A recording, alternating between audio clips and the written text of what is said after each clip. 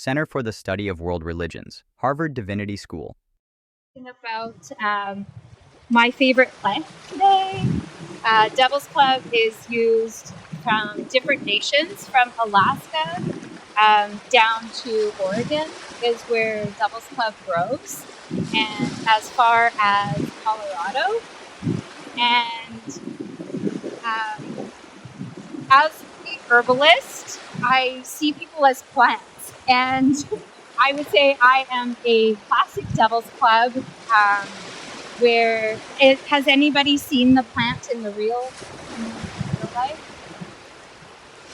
Just one? Okay, so they grow prolifically here in the Pacific Northwest, and they can grow to be 20 feet tall in old growth Devil's Club patches. They like to have wet feet, so you will find them next to streams and rivers. And when we see our salmonberry, that's when my heart slays Devil's Club. That we build relationships on, and it's a really interesting thing to look at plants and retracing how it built relations and how we would share our resources. And it's a big departure from having to own everything the way it is today. And so,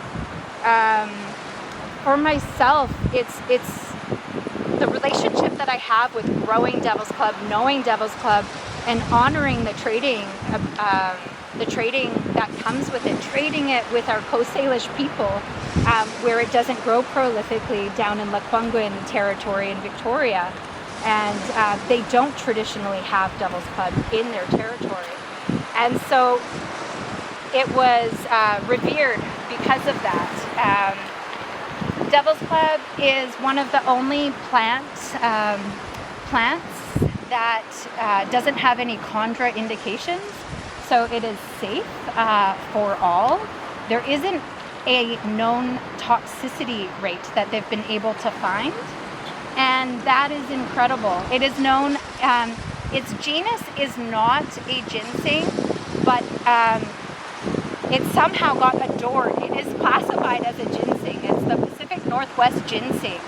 And with that, it gives us the indication that it is a cure-all. And my grandfather had the funniest story. He had this big 120-pound dog named Sarge.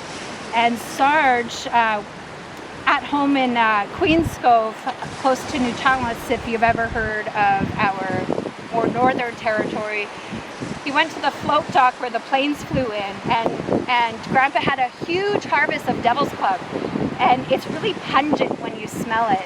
I don't know if you've smelt your beads yet, but if you haven't, do, and you'll be like, oh wow, it's strong medicine. And Sarge ate 1 pound of it and laid on the float plane dock for 3 days, and Grandpa was so stressed because he lived way out. It's a remote territory, and he's like, not my Sarge. So he kept tending to him, but he had to go in and keep warm overnight, and he'd come out, the dog still wouldn't move, and he's like, he's gonna be a goner. And it was so hard for Grandpa. 3 days later, the dog bounced back up, and it went into the woods and expelled. And the dog was, like he said, at least 20 pounds smaller afterwards. So Sarge taught us that it is anti-parasitic and it is our natural dewormer. So